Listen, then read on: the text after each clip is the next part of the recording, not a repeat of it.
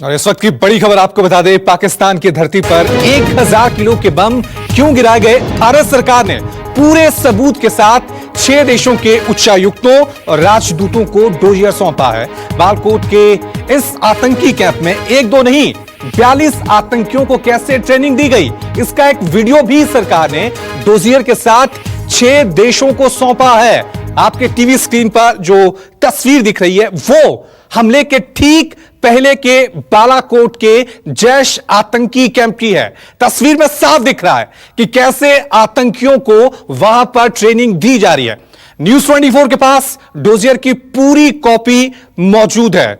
चलिए इस खबर पे और ज्यादा अपडेट के लिए सीधा रुक करते हैं हमारे संवाददाता अमित कुमार का। अमित, जरा बताएं, जो डोजियर सौंपा है भारत की तरफ से, क्या कुछ उसमें है? क्योंकि जो तस्वीरें आ रही हैं वो तो साफ तौर से पाकिस्तान का चेहरा एक बार फिर पूरी तरह से बेनकाब कर रहा है। देखिए, जो डोजियर है वो ये है। डोजियर की कॉपी में न्यूज 24 के पास एक्सक्लूसिव डोजियर है की कॉपी है, जो ये जिसमें जैश ए मोहम्मद JEM लिखा हुआ है। इसमें तमाम वो जानकारी है। अजहर मसूद के अलावा उसमें सारी चीजों की जानकारी है। आज मैं आपको बताऊं कि इसमें जो आज बहावलपुर में जो उनका कैंप है, जो कि बड़ा कैंप एक बनाया गया है, जो 2012 में बनाया गया था, जो 2015 से ऑपरेटिव है, ये उसकी तस्वीर है। इसमें वो सारी चीजें जानकारी दी गई है, किस तरह से इसमें ऑपरेशन जो तमाम जो आतंकी को भर्ती किया जाता है, किस तरह से आतंकियों को वहां पर ट्रेन किया जाता है, और वहां पर बाकायदा बहावलपुर में स्विमिंग पूल है, जिम है, ये सारी चीजें बनाई गई है। और सबसे बड़ी बात की करीब 600 कैडर, 600 आतंकियों को एक साथ बहावलपुर में, जो कि मेन जैश ए मोहम्मद का जो ट्रेनिंग सेंटर आप कह सकते हैं, जहां पर अजहर मसूद भी रहता है, जिसे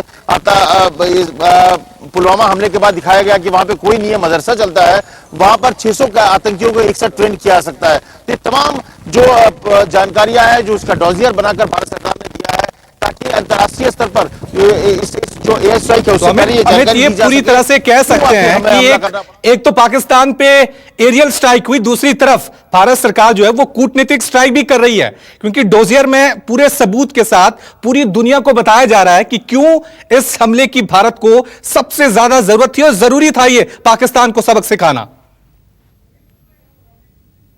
और ये जब आपने देखा होगा कि जो विदेश मंत्री विदेश सचिव का जो स्टेटमेंट था, उसमें से प्रिएम्प्टिव जो एक्शन लिया गया है कि हमें इस बात की पुख्ता जानकारी थी कि भारत में इस तरह के और भी आतंकी हमले हो सकते हैं, जो फिदायीन हमले हो सकते हैं, और इसके बावजूद इसी को देखते हुए, मद्देनजर करते हुए हमने इस हमले को अंजाम दिया ताकि इस तरह की चीजों को ना हो सके। और सबसे बड़ी बात कि आपने याद होगा, भारत को अपनी आत्मरक्षा के लिए कदम उठाने के लिए पूरी तरह स्वतंत्र है, और तमाम जो मिलिटेंट कैंप्स हैं, बाकायदा ऐसे उसमें तस्वीर दिखाए गए हैं। जो बहावलपुर में जो कैंप है, जिसमें ये दिखाया गया है कि इसी जगह पर 2018 को 1 अप्रैल को बाकायदा पासिंग आउट परेड होता है, जहां पर आतंकियों को ट्रेनिंग के बाद पास किया जाता है। जैसे आर्मी में पासिंग आउट परेड होते हैं, ट्रेनिंग के बाद उन्हें एक ऑफिसर का दर्जा दिया जाता है, उसी तरह से इस तरह की तस्वीर उस डोजियर में शामिल है, जिसमें साफ तौर पे कहा गया है कि पासिंग आउट परेड हुआ है, और ये 1 अप्रैल 2018 की तस्वीर है। तो ये दिखाता है कि किस तरह से पुख्ता सबूत हमारे पास थे, और हमने इस तरह के जो ऑपरेशन किया है वो सिर्फ फोकस था सिर्फ टेरर कैंप तक, आतंकियों तक, और इसीलिए हमने इसे मिलिट्री ऑपरेशन नहीं कहा, ये एक टेरर जो कैंप है उसके खिलाफ है। तो बाकायदा इस तरह के डोजियर के साथ भारत मौजूद है। भारत तैयार है कि किसी भी अंतर्राष्ट्रीय प्लेटफॉर्म पे, और तमाम देशों को पहले से ही इस तरह के डोजियर तैयार किए गए थे कि जैश ए मोहम्मद किस तरह से भारत में आतंकी हमलों को अंजाम दिया है। वाकई में कूटनीतिक तौर पे भी पाकिस्तान पे अब स्ट्राइक जो है वो भारत करने लग गया है। बहुत बहुत शुक्रिया अमित तमाम जानकारी के लिए।